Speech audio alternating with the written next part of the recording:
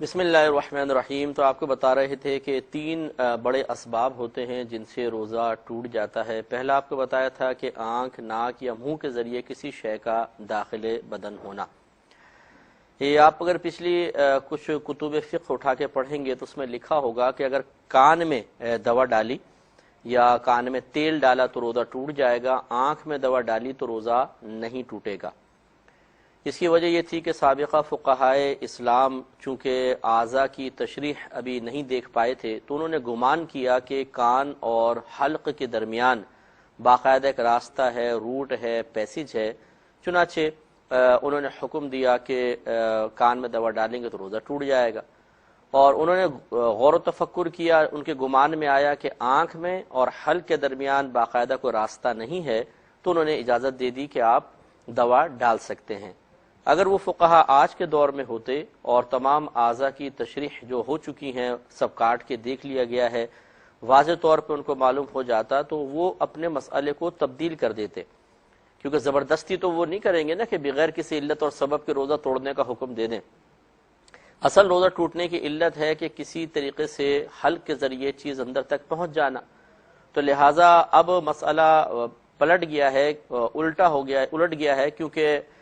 جدید سائنس سے ثابت کرتی ہے کہ کان میں اور حلق کے درمیان روٹ نہیں ہوتا ہے، جبکہ آنکھ اور حلق کے درمیان باقاعدہ ایک راستہ ہے۔ لہذا کان میں تیل یا دوا ڈالی تو روزہ نہیں جائے گا، اور اگر آنکھ میں کوئی دوا ڈالتا ہے تو اس سے روزہ ٹوٹ جائے گا۔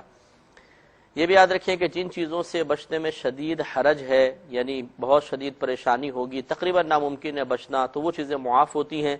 وہ اگر ناک کے ذریعے یا سانس لیا حلق کے ذریعے اندر چلی گئیں تو اس سے کوئی فرق نہیں پڑتا۔ جیسے مثال کے طور پہ روڈ کا دھواں ہے، اسی طرح کوئی آٹے کی چکی پہ کام کرتا ہے تو آٹا اڑ کے اندر چلا گیا، کوئی پنساری صاحب کے پاس کام کرتا ہے دوائیاں وغیرہ کوٹتا ہے تو دوائی اڑ کر ناک میں چلی گئی، کوئی روئی دھنکنے کا کام کرتا ہے، دھنتے ہیں جیسے روئی کو، اڑتی رہتی ہے روئی، باریک باریک ریشے ہوتے ہیں وہ چلے گئے اندر، تو اس سے روزہ نہیں جائے گا، کیونکہ ان چیزوں سے بچنا انتہائی دشوار ہے۔ چنانچہ چونکہ سگریٹ سے، حقے سے بچنا کوئی دشوار نہیں ہے، لہذا حالت روزہ میں سگریٹ کا دھواں اندر جان بوجھ کے لے کر گئے، یعنی سگریٹ پی لی یا حقہ پیا تو اس سے تو ٹوٹ جائے گا، کیونکہ ان چیزوں سے بچنے میں حرج نہیں تھا۔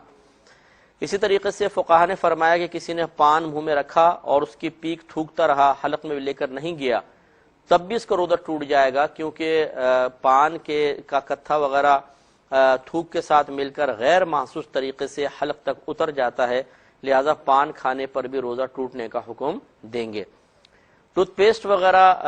برش کے ساتھ خاص طور پر حالت روزہ میں یوز نہ کیا جائے، کیونکہ آپ برش پہ پانی ڈال کر ذرا اس کو یوں اس طرح اس کے برش کو انگوٹھے سے کر کے دیکھیں تو دور تک چھینٹے جاتی ہیں۔ آپ اگر اس کو دانت پہ کریں گے تو ہو سکتا ہے کہ دانتوں سے رگڑ کھا کے اس کی چھینٹیں حلق تک پہنچے اور اندر اتر جائیں، لہذا برش کے ساتھ تو بالکل پیسٹ کو یوز نہ کیا جائے۔ انگلی کے ساتھ یوز کرنے میں بھی یہ دیکھیں گے کہ کیا کوئی صحیح ضرورت ہے یا نہیں ہے۔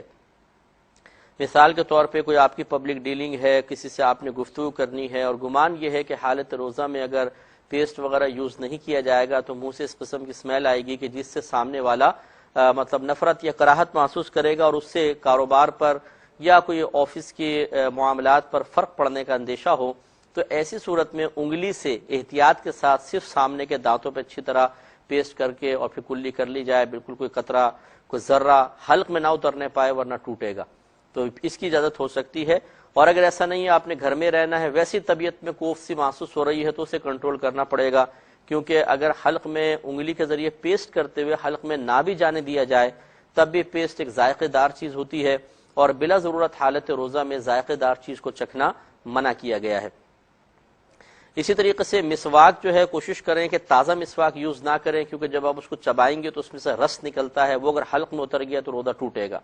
اس کے لیے بہتر یہ ہے کہ آپ روزوں سے 2-3 دن پہلے ہی کوئی مسواک لے لیں، اس کو چبائیں، اچھی طرح برش بنا لیں اور اس کو یوز کرتے رہیں، تو 2-3 دن میں اس کا رس تقریباً ختم ہو جائے گا، خالی برش رہ جائے گا۔ یہ آپ یوز کریں تو زیادہ بہتر ہے، کیونکہ اس کے ذریعے کوئی رس وغیرہ حلق میں جانے کا اندیشہ نہیں ہے۔ انجیکشن اور ڈرپ کے سلسلے میں چونکہ وقت کی قلت میں مختصر سا آپ کو بتا دیتا ہوں کہ اس میں علماء کا اختلاف ہے۔ بعض کہتے ہیں کہ انجیکشن ڈرپ سے روزہ ٹوٹ جاتا ہے، بعض کہتے ہیں بالکل بھی نہیں ٹوٹتا، چاہے طاقت کا لگاؤ، چاہے رگ کے اندر لگاؤ، چاہے کیسے بھی لگاؤ، نہیں ٹوٹے گا۔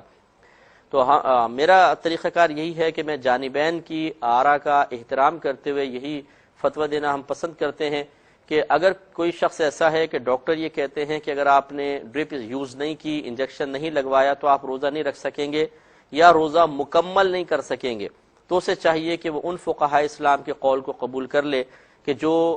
ڈرپ یا انجیکشن سے روزہ نہ ٹوٹنے کا حکم دیتے ہیں یہ لگوائے اور اپنے روزوں کو پورا کرے۔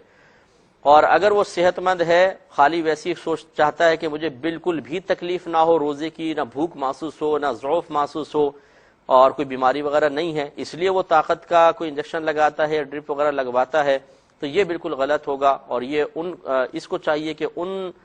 فقہاء کے قول کو لے کہ جو اس صورت میں روزے کو توڑ دینے کا حکم دیتے ہیں، یعنی روزے کے ٹوٹنے کا حکم دیتے ہیں۔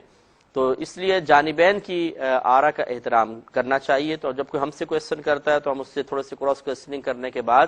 پھر اس کے حق میں فیصلہ کر لیتے ہیں کہ یہ کیا اس کو اجازت ملنی چاہیے یا اجازت نہیں ملنی چاہیے۔ قیہ کا میں نے مسئلہ آپ کو بتا ہی دیا کہ 3 شرائط کے ساتھ اس سے روزہ ٹوٹتا ہے: روزہ یاد ہو، اور جان بوجھ کر کوئی عمل کیا گیا ہو، اور منہ بھر قیہ آئے۔ تو یہ 3 شرائط جمع ہوں گی تو روزہ ٹوٹے گا، ورنہ نہیں۔ تیسرا آپ کو بتایا تھا کہ خود پر غسل واجب کر لینے سے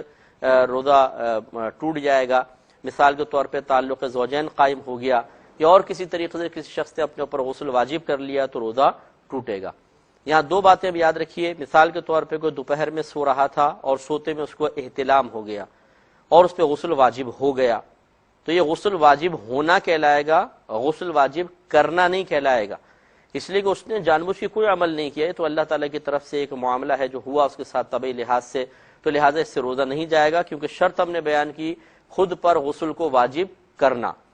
اسی طریقے سے یاد رکھیں کہ نظر ایک ایسا فعل ہے جس کو شریعت کوئی عمل قرار نہیں دیتی ہے، اس کے ذریعے اگر خدا نخواستہ کسی پر غسل واجب ہو جاتا ہے تو اس کے اوپر اس کا روزہ نہیں جائے گا۔ مثال کے طور پہ کسی نے کوئی خراب منظر بار بار دیکھا اور اس سے اس پر غسل واجب ہو جاتا ہے، تو جبکہ اس نے اور کچھ نہیں کیا، بس دیکھتا رہا اور سوچتا رہا اور اس سے غسل واجب ہو گیا، تو ایسی صورت میں روزہ نہیں ٹوٹے گا، اس لیے کہ اس نے باقاعدہ اعضائے جوارح کے ساتھ، ظاہری اعضاء کے ساتھ کوئی ایسا عمل نہیں کیا ہے جس سے خود پر غسل واجب کیا جا سکے، لہذا یہ کہیں گے کہ اس پہ غسل واجب ہو گیا، اس نے کیا نہیں ہے، لیکن ایسا کرنا مکروہ ہے، گناہ ہے، حرام ہے، لیکن بہرحال اس سے روزہ نہیں جائے گا۔ 2 مسئلے عرض کر کے پھر میں انشاءاللہ اپنے جوابات کی طرف ہم آتے ہیں۔ ایک مسئلہ یاد رکھیں کہ روزے کے لیے پاک ہونا شرط نہیں ہے، ہاں حیض و نفاس سے پاکی تو شرط ہے، لیکن جنابت سے پاک ہونا شرط نہیں ہے، لہذا جس طریقے سے پاکی کی حالت میں روزہ شروع کرنا فرض ہے، ایسے ہی اگر کوئی حالت جنابت میں ہے تو اس کو روزہ شروع کرنا فرض ہوگا۔ مثال کے طور پہ کسی کے رات کے آخری حصے میں آنکھ کھلی ہے، وہ سحری کے لیے بیٹھا، اس کو پتہ چلا کہ مجھ پہ رات میں غسل واجب ہو چکا تھا، تو وہ آرام سے سحری کر لے، اور بہتر یہ ہے کہ 2 غسل کے پہلے فرائض وہ پہلے مکمل کر لے، یعنی غرغرہ کرنا، ناک میں پانی چڑھانا، کیونکہ حالت روزہ میں نہیں کر سکیں گے،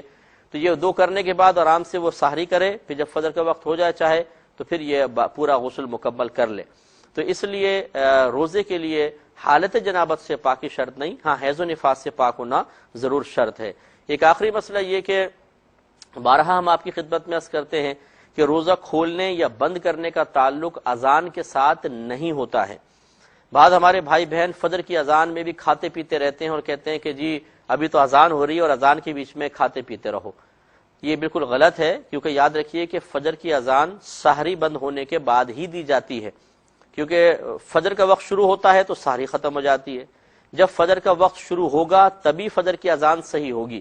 اگر فجر کا وقت شروع ہونے سے پہلے اذان دے دی گئی، چاہے مکمل چاہے صرف اللہ اکبر ہی پہلے کہہ دیا، یہ اذان نہیں ہوگی، دوبارہ اذان دینی ہوگی۔ تو لہٰذا معلوم یہ ہوا کہ اذان اس وقت ہوگی جب فجر کا وقت شروع ہو چکا ہوگا، اور فجر کا وقت اس وقت شروع ہوگا جب سحری بند ہو چکی ہوگی۔ تو گویا کہ جس نے اذان فجر کے درمیان میں کھایا پیا اس نے روزہ بند ہونے کے بعد کھایا پیا، اور جس نے روزہ بند ہونے کے بعد کھایا اس کا روزہ نہیں ہوگا۔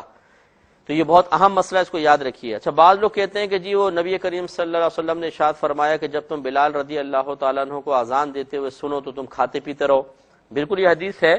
لیکن اس میں کچھ اور بھی حصہ ہے. اصل مسئلہ یہ ہے، پہلے سن لیجئے کہ حضرت بلال رضی اللہ تعالی عنہ زمان رسول صلی اللہ علیہ وسلم میں اکثر تہجد کی اذان دیا کرتے تھے، اور فجر کی اذان عبداللہ ابن ام مکتوم رضی اللہ تعالی عنہ دیا کرتے تھے، جو نابینا صحابی تھے. تو سرکار صلی اللہ علیہ وسلم نے فرمایا کہ جب بلال اذان دیں تم کھاتے پیتے رہو یہاں تک کہ عبداللہ اذان دیں.